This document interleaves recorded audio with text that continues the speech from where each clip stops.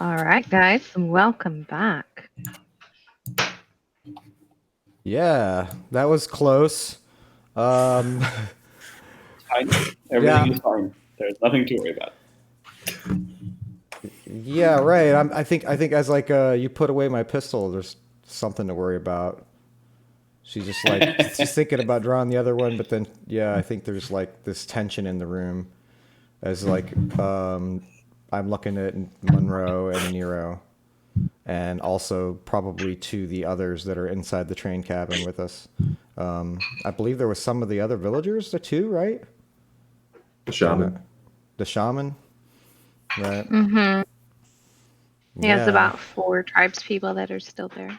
Yeah, Ezra is taking one step towards Kona and Nero and just nodding and saying it's part of the plan. We have to trust the child. There will be a sacrifice, but not now. Everybody has such wild ideas about what is happening here. It's great. I mean, mutation, I think, definitely signals a problem with the using of the Hellstone getting too far, right? But I think for some cultures, it's got to be worse than for others.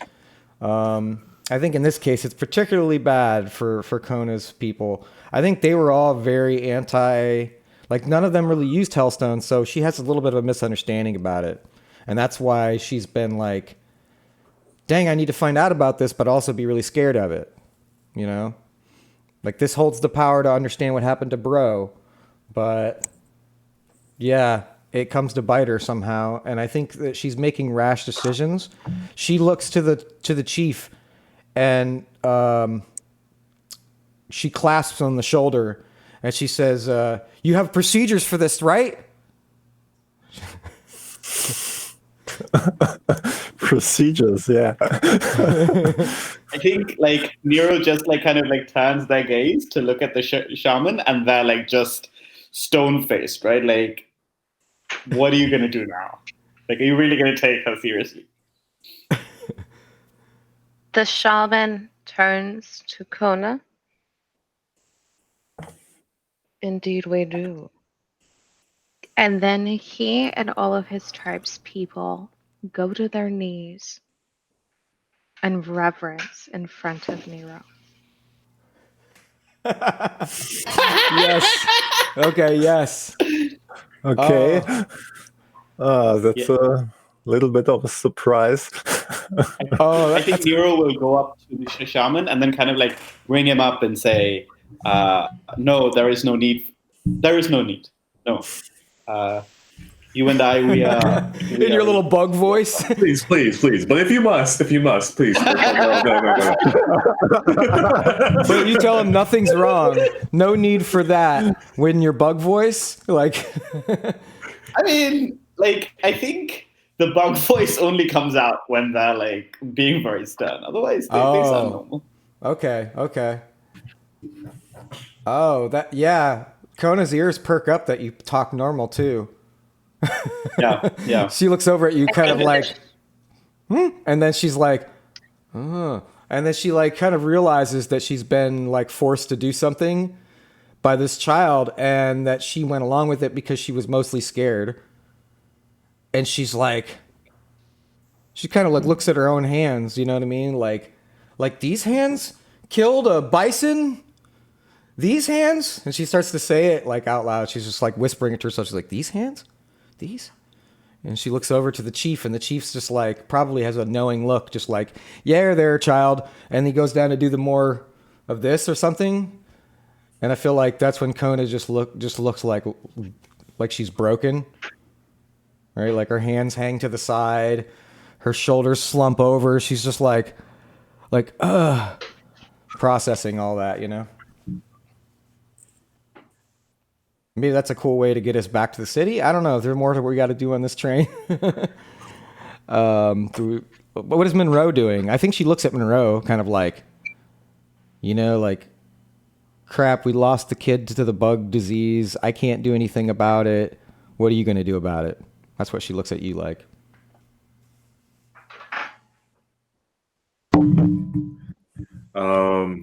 Monroe is going to pick up the journal. I don't know, man. I think Monroe is just like really broken and shocked about what's happening right now. So If you look broke, maybe what's up? What do you do to gather info anyway? I read my book. Do you ever attune to it though? I read my journal. Do you ever attune to it? I even if I don't attune, it starts talking to me. Okay, I was like, I'm too late in the year. I'm just gonna freak out. It's like, nope. So Monroe is gonna open the book. Flip to where it was, and he's gonna like kind of open, and be like, it's all in here. It's all been written by me. Well, I want to imagine that Kona didn't hear the last part, and she's just like, "What's all written in there, anyway?" Everything. She just like mutters, "Nothing's in that damn thing anyway," and she like looks over to you like she's gonna grab it. I think the camera just kind of pans back to where the Red Rider is sitting, kind of preening up her nails. Just looks over with a knowing look at Ezra. Like, oh wait, we can see the riders, correct? I think they're gonna rip themselves asunder. Perhaps it might be easier if we go ahead and start over again. And looks over at the other riders.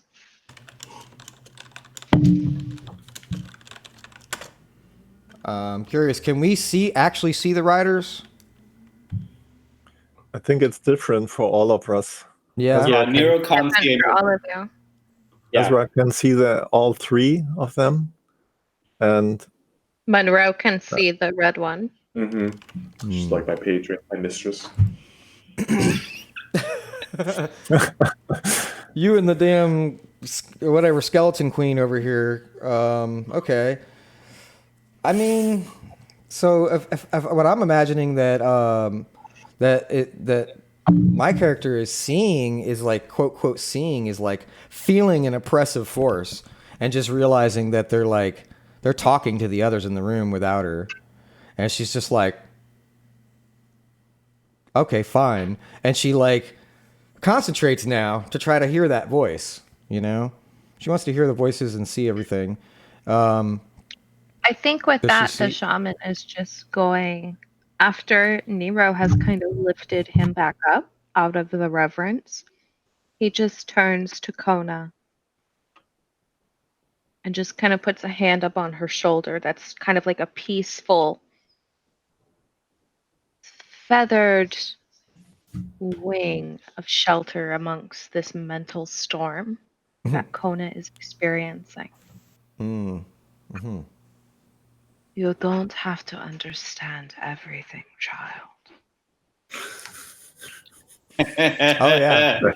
When the wing touches, things are outside your control. She's closed her eyes as he says this. Do what you must, but don't do what you will. And he just takes his hand away. Oh yeah, you see like the outline of her shoulders like raise up above her a little bit as she like becomes dissonant from herself for a moment and allows like the other parts of her consciousness to open up. The stuff that she's been holding back on since, I don't know, like a few scenes ago. The train lurches after this moment, and sunlight begins to peek through some of the alloy, seeming to have a see-through appearance in this carriage, though because you have been underground, you have not seen this aspect. That's within the alloy itself that covers the carriage. And suddenly it is daylight as the train goes up and then back and levels out. The landscape around, familiar landscape that is out in the high desert around Mudwater, suddenly becoming visible once again. As the train comes to a stop and the tribe's people get out, going to the secondary carriage and leading your horses outside.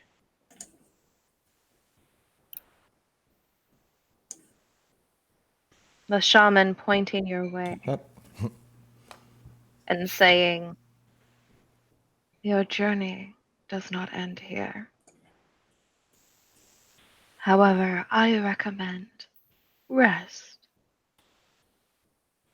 for your weary travels. The town lies due east. Afterwards, follow your destiny."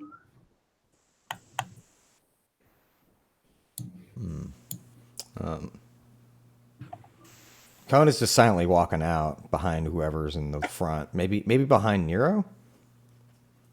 Like exiting the train behind Nero and then keeping guard. But she's also kind of like, you can see her gears still turning in her head. Where she's like looking around a little left and right like, what should I do next?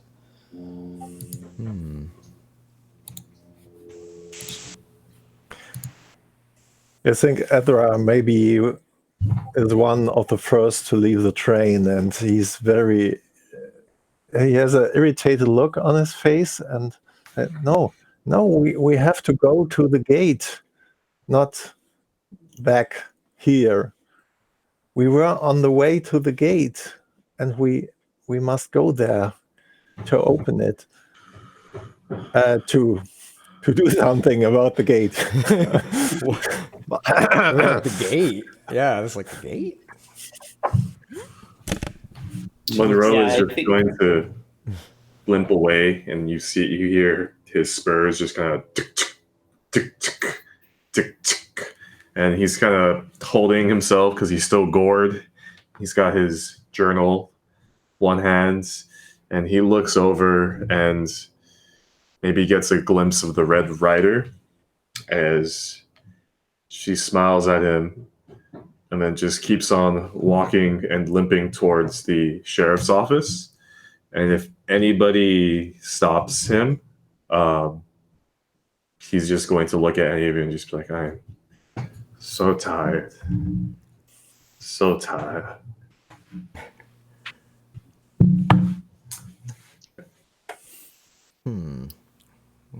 I think Nero will hear Monroe say that, and they're not very happy with Kona, but like Monroe's like, not a bad person, and they're gonna like kind of walk up to Monroe and like maybe like hand them like a skin of water, and be like, here, this might be useful.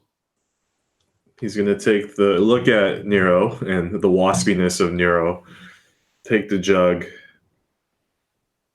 and put it into his satchel. And then he's going to kind of gently touch their face and then kind of hold their chin and look up and be like, are you the end times child? Are you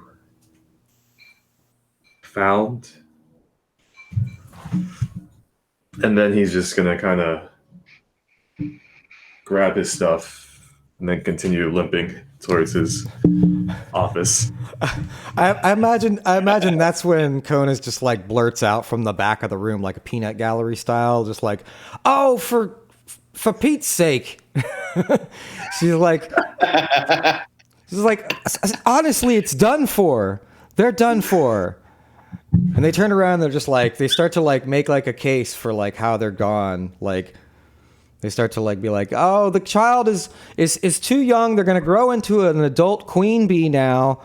And then they're going to have the mandibles and maybe multiple ones. I've heard it's nasty. Lots of extra mucus. It's not good. Yeah, I think Aunt Polly coming out of the town to meet Charles Monroe. Why, I do declare. What? Oh. You sure got yourself in a mess. Come, rest your weary bones and let the House of Roses be your bed for the night.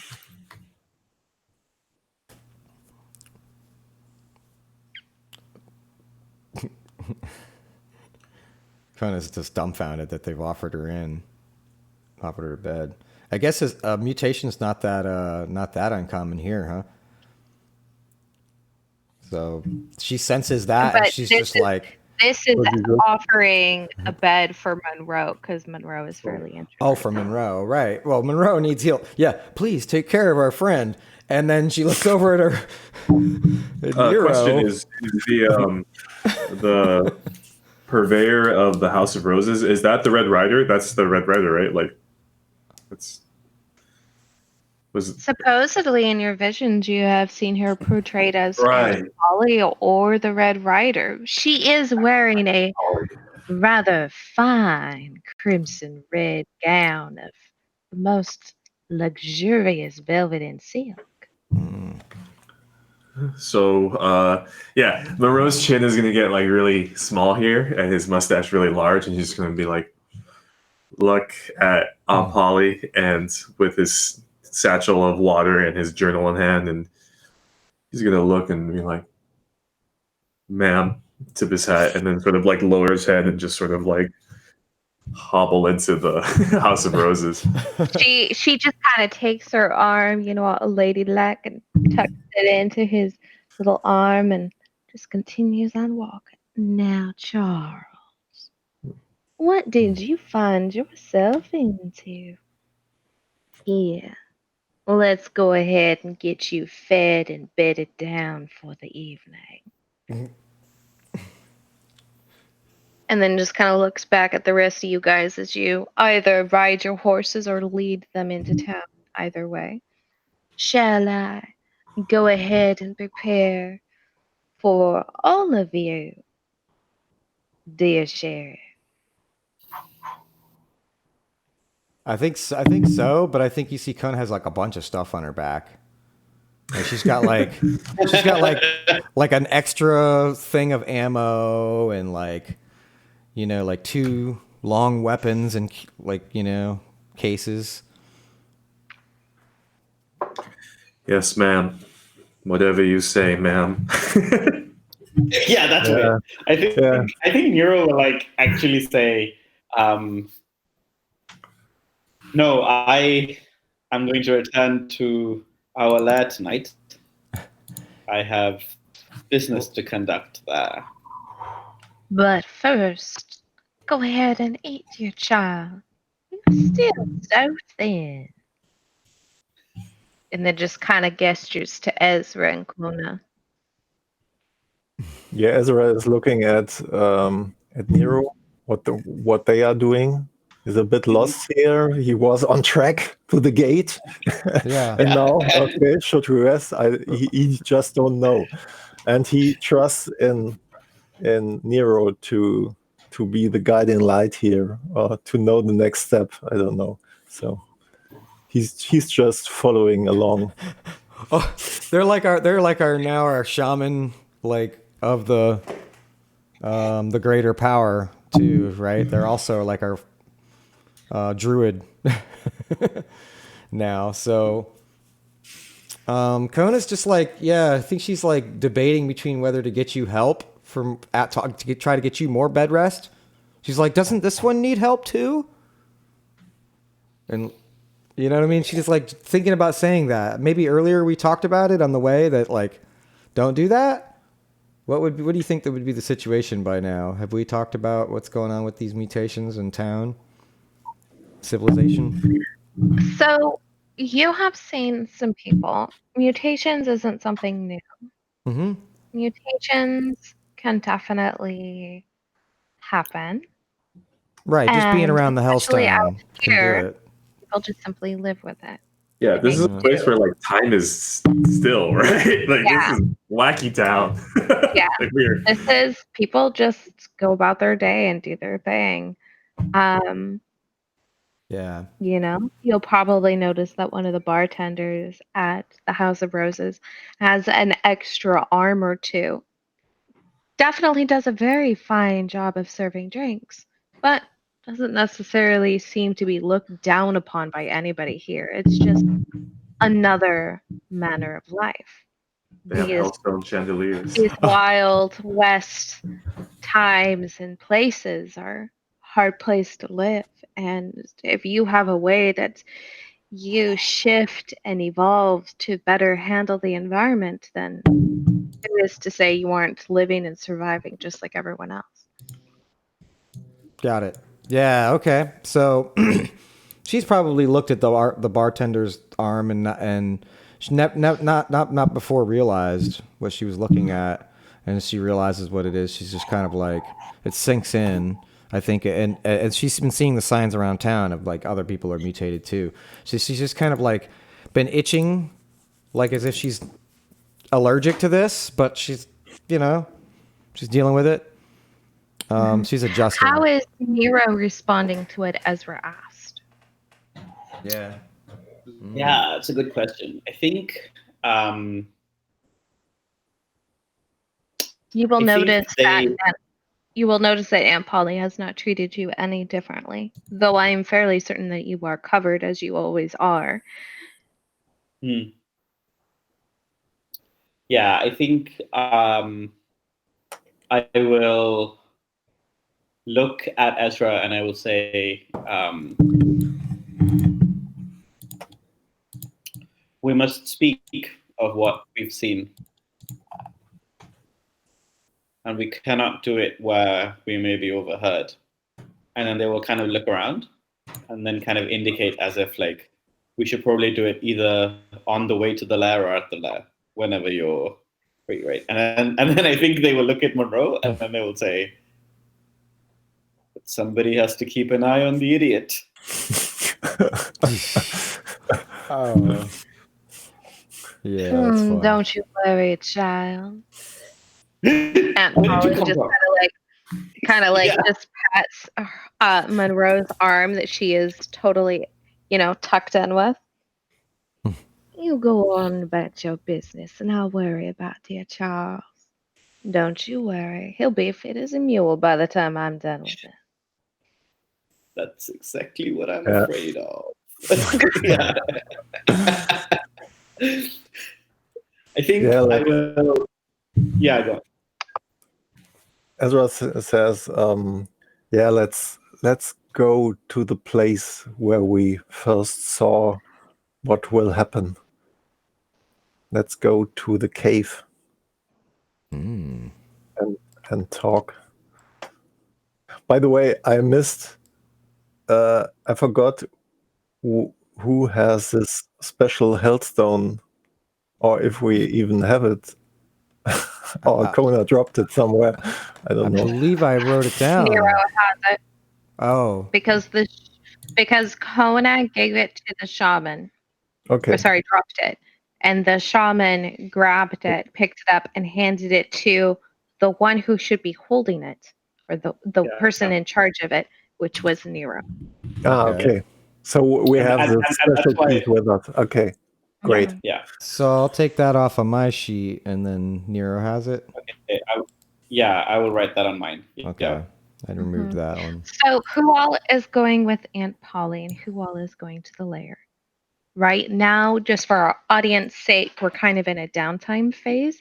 So being able to do a little bit of free play, be able to go ahead and go into downtimes, get rid of some great, some stress and stuff like that. That is what's going on here, and do some healing rolls, as well as prepare for how you guys are going to get to the gate or wherever you happen to be going. And we're not like hunted right now, or Nope. okay, Supposedly, as far as you know. right? But 2 downtime activities, right? Correct. I So know I need grit. I know Monroe is with Aunt Polly. Is anyone else going with Aunt Polly for a good meal and a good sleep? Free play. Into it. Yeah, Nero's definitely heading back to the lair. They don't trust any of this village stuff. Yeah. Ezra too. Okay, yeah. Kona's probably going to go to the house and into town briefly. Yeah. The lair or the House of Roses? The House of Roses with you. Okay. Yeah. She's going to go in and Make make sure a you visit. don't put that big of a fool of yourself there, Monroe. Yeah. Traumatized. I mean, we could let you just get drunk, I guess. It makes sense that Kona would be a little worried about what other stuff, and maybe like concerned with what Stefan's character Ezra is whispering to themselves, because they've seen that you're clearly like wrapped up in your book and mostly alcohol kind of stuff. So they might be concerned about what Ezra is up to. So I think, if you want to go on your own, she'd just let you. She wouldn't like follow you without. Well, okay, so Monroe suffered a trauma from the last encounter, as well as was not injured, and basically was compelled to dip himself in a pool of semiotic fluid, tried to get rid of the curse that was a part of him, was unable to do that, saw Aunt Polly as a vision of the Red Rider, and saw Nero turn into a bug, not really before their eyes, but pretty close, after narrowly escaping and almost dying. Yeah. So yeah, Monroe's pretty traumatized. Marking your sheet as Mad Monroe is definitely becoming rather true, is it not? It's been a ride. So I think what Monroe needs in this moment is rest.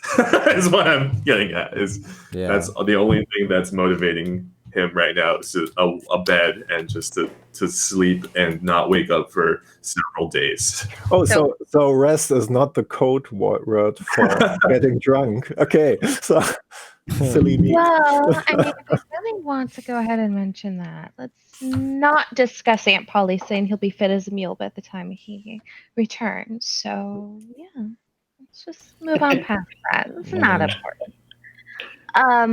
I think for the sake of the fiction, let's say Monroe's getting rest. There will possibly be a scene there, but I would like to see the discussion between Nero and Ezra and what this discussion is entailing here. Whether or not Kona is present, but between these two characters, let's see what's going on. Yeah, I'm fine with being in the back, like out of earshot. You know what I mean? Just kind of slowly staying behind, and then you two end up being together, so you can have a scene. Mm-hmm. Or the scene is not right after we enter the cave, but sometimes later, so you had time to do something in the town and being seen too. This can be any of those periods when she's probably going to have to go pray at some point too. So that's alone time. Or is it? No, I'm just joking. You're fine. I mean, I'm fine with being in the room with a bunch of like animal spirits. That's cool. All right, let's go ahead and start with the scene with Ezra and Nero, and then go down the list from there. Yeah, I think as we are heading to the lair, probably not like riding very hard, right? Because we're all a bit tired. I will look at Ezra and I will say, when you were in the Beyond, did time flow in the manner that you were used to?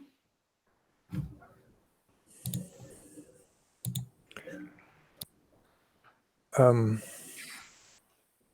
thought so when I was there, but I learned when I came back here that time is on a different path over there, not the same one we are used to here.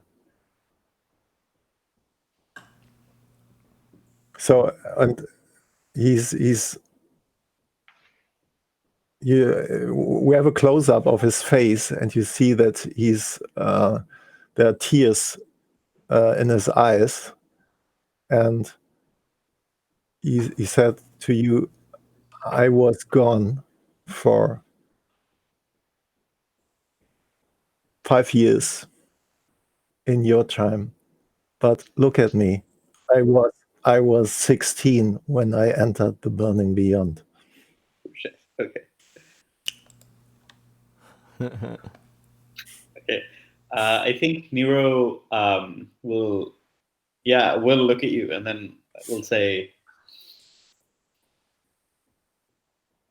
"It felt to me that not even a second passed, but I saw things that must have taken centuries to build. Gates into hell, vast ships made out of marble and glass, God themselves, I thought. And then I was back here, and it felt like I had never left. But that could not have been. That could not have. It could not have been the case. How do you survive it? How do you avoid thinking of it?" Yeah, one aspect of the Burning Beyond is that it not only that you experience that differently, but it shows you're able to see and feel and even think things that were not yours, but someone else's. So what you saw may be something that's just a vision of what happened before, or what will happen in the future, or what is happened someplace else. You just don't know. You cannot be sure of what the beyond is showing you. It may be everything or nothing. I saw us, the four of us, in the form of the riders themselves. I saw Monroe riding a red horse, charging into battle. So Ezra gets real excited. Yes. This is our task. This is your task, I think.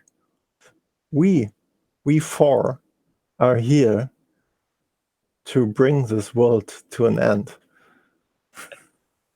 I think if you say that, like, they're gonna be like, and and bring the next one, the better one. Yeah, I think they will look at you being like, that was the wrong reaction. And they will say, this world cannot end. Who knows what another one might bring?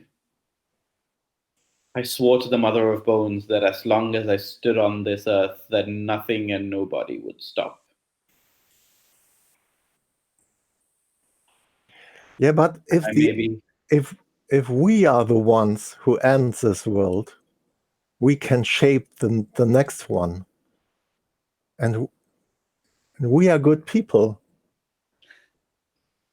So the next world will be a better world. I think Nero is very tempted. And I think you see them kind of freeze up as they think about that conversation with the queen, and how like they had a family, and how like their family was like they've only just met them, and like that they have been lost for so long, and then they say, we can ensure that no child is ever lost again. Do you truly believe this, that we could Yeah, I make do. a new world? Yeah, the moment when I was part of the tribe, of our tribe, and the Thunder Raven, this was the feeling I did all that what I was doing till now, to be part of a bigger community and family. And when we want to bring them over in the next world, this will happen.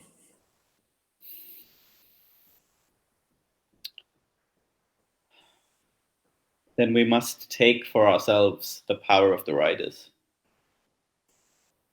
We must wield it to ensure that none others misuse it. Do you agree? Maybe this is the scene when Ezra turns his head to the back of the cave, and we see at least the Black Rider standing there. And I don't know if the other ones are there too. Maybe not. Then yes, they can give us. Yeah.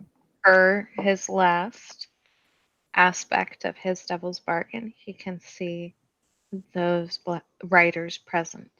And in this moment, it is the black and it is the white.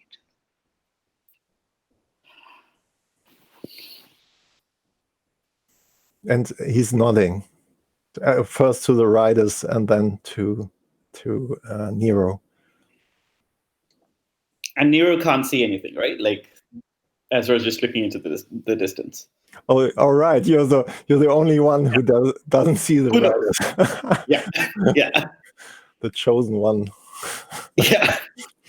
I think they will.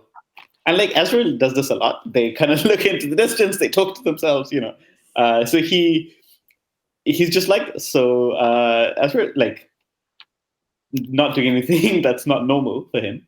So I think they will say,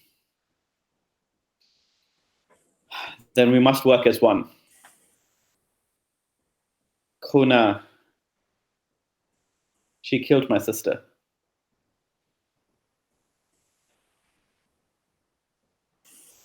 But if we are going to do this, then I must find some way to forgive her. I must find some way to lay this to rest. How did you survive your brother's death? He's just opening his mouth and then close it again, and he's just turning away from you, just turning around, and I made a deal to took part of him with me, and so he's not dead. But to be clear here, there must be sacrifices in this world so we can go over into the next world.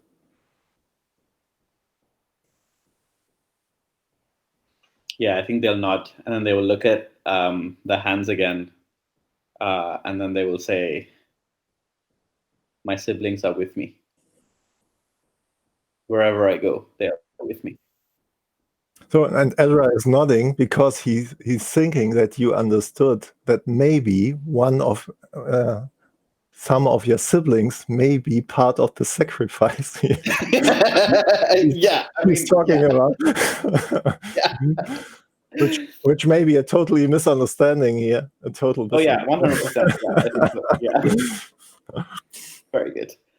I think I think Nero's thinking that they're going to sacrifice the town, not the Hornets. I love the shift in perspective. One person's thinking, oh, this is the sacrifice. That is not a sacrifice. Not realizing the other means something. Well, like, do we see Nero's vision and it's like the town on fire, and then Ezra's vision and it's like the wasps on fire? Yeah. Yeah. Yeah, and I think like Maybe that- Ezra is even seeing us as a sacrifice. yeah, for sure. Well, For him it's going down in blood and glory and all this stuff, just with the knowledge that we will come back, that if we die we will come back in the next world. well, I like to think that in Kona's head, like Nero's on fire, and like the wings are getting like wilted by the fire, and it's all getting like crinkled back and turns back into the little girl Nero, the normal looking one. And yeah, that's what Kona is preying on right now. She's like having a vision of somewhere else, talking to the spirits about that. So like we're all imagining different sacrifices, but it's different things. I think in this moment, the camera pans from this discussion in the cave behind the waterfall across back into town. Kona kneeling, kind of meditative, in one of the stalls in the stable, being surrounded by nature or beasts of nature to be closer to whatever deity or deities she decides to pray to. Yeah. I do need a response to that PM, Mark, before we continue. Oh. Mm-hmm. Oh. Mm-hmm. Oh. Yeah, that's fine. Yeah, that'd be Okay. interesting. Yeah, she kind of like whispers the name of some kind of I think she whispers the name of the bird that she imagines has been following over her, watching over her through the last like we see like the same bird, that the desert eagle that she saw, like that she prayed to in the first season or first a couple episodes. And it's like the bird's eye view, right? Like we see like a see-through bird, and then like the ground beneath, and then like way down we kind of like zoom in on our little thing where the cave is, or and then like past that to Mudwater, I think, where she's in a stall. And yeah, she's just like picking up the hay that an animal has recently eaten and like smelling it.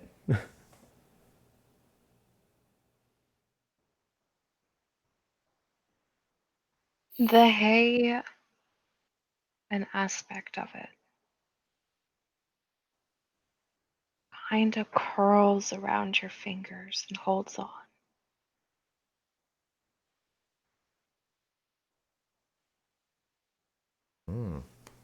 And you hear, not so much hear as feel, a question.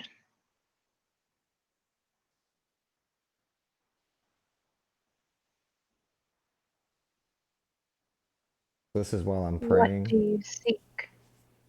Yes, while you're praying. What do you seek?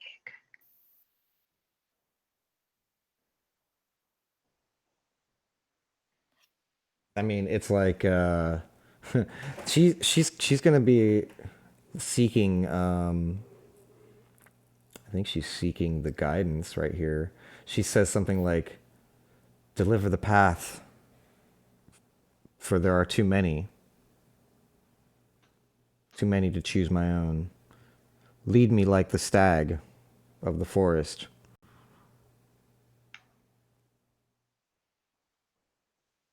Towards what end? The the end of pain. 'Cause, I mean, it's like she's gonna be seeking. The end of pain. 'Cause, I mean, it's like she's gonna be seeking the guidance right here. She says something like, "Deliver the path, for there are too many to choose my own. Lead me like the stag of the forest." your pain or the pain of others. Oh, that's where she's like, I think she's okay with saying all pain. Whatever that means.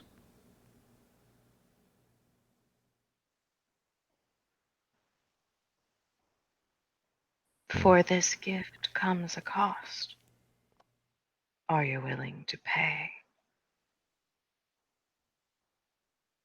Okay, she senses that this is definitely like the spirit that led her before, though, right?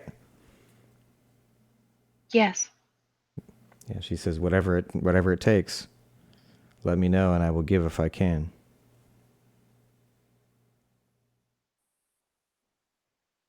You will give what you can. And in return, I will take all pain. Yeah, I think she's like entering into a deal, not realizing the consequence. But she says something like she specifies certain ones, like Nero. Like she's like Nero, and then she says like Jay, which is like her brother, we haven't named yet. And then she's like, she says the others, right? She's like Ezra, Monroe. She like says their names to kind of like reinforce that she means them too, like specifically. But she's just like, yeah. And she doesn't name herself. No, she's trying to. She's like being sacrificial, I think, in a way.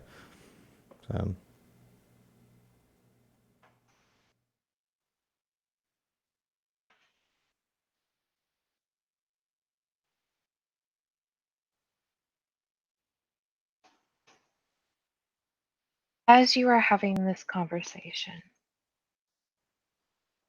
the hay, the straw around you, it seems to grow and move around you. Your connection with nature being so pure, so there. The straw and hay itself beginning to grow and curl up around you, weaving itself like vine around your arms and your legs. Some of it coming up your chest and your neck, surrounding some of the wood of the stable itself. This connection strong.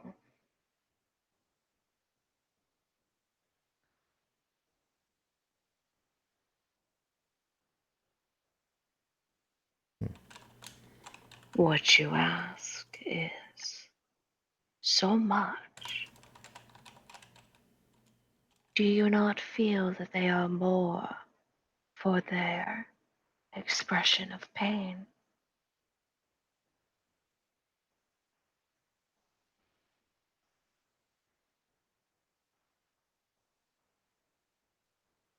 I think she nods.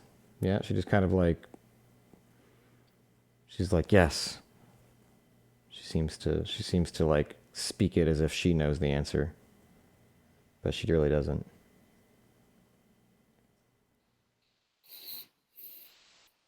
To give up such an aspect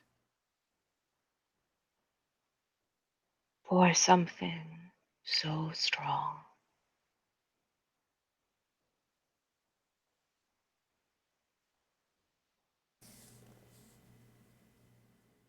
What can I have in return? Beyond your pain. I think she just looks down at her own hand. She like opens her eyes to that. Mm-hmm. You are willing to give yourself, to give up pain of all? And she like clutches her fist and then she like thinks about it, I guess. She's like, guide me. Is this the way? It is a way. Your sacrifice is accepted. And with that, you feel all of the vines that straw the hay around you tighten, almost binding you in this moment. Like the dust and pollen that you have with hay, the feed, the seeds, seem to almost, the dust itself, seem to weave up around these vines and go within you, your mouth, your nose, your eyes. At first, it's disorienting. It's almost like, oh gosh, did I make the right decision? Almost like tendrils going within and then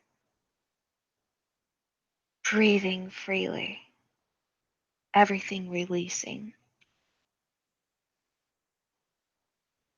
A part of you that has been so torn, so lost, so bleak, suddenly gone. It's relieving.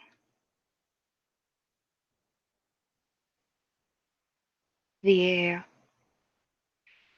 space in which it had held within your soul, your mind, seeming to be a little bit of a liquid before solidifying into a stone. Now becoming an anchor point within your mind and body to give you refuge. Or is it a scab? Who knows?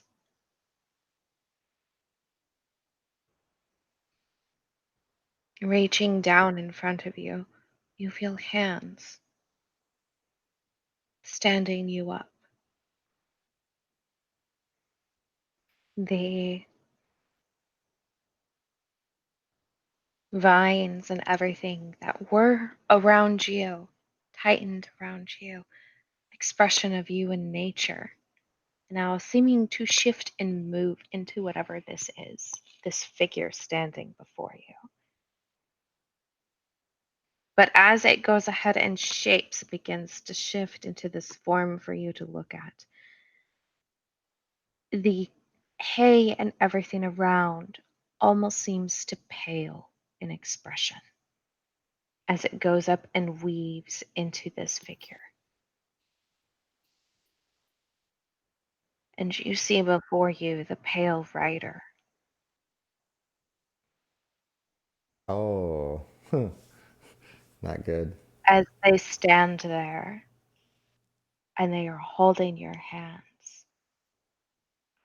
they are like, your pain is no more. We will give them rest. We will take the pain. Your suffering is finished. And I think with that, we're going to go to our final break. Awesome. Cool. All right. We'll be back in about 10, folks. Stay tuned. BRB. Well, that's not the right. Yeah, there we go.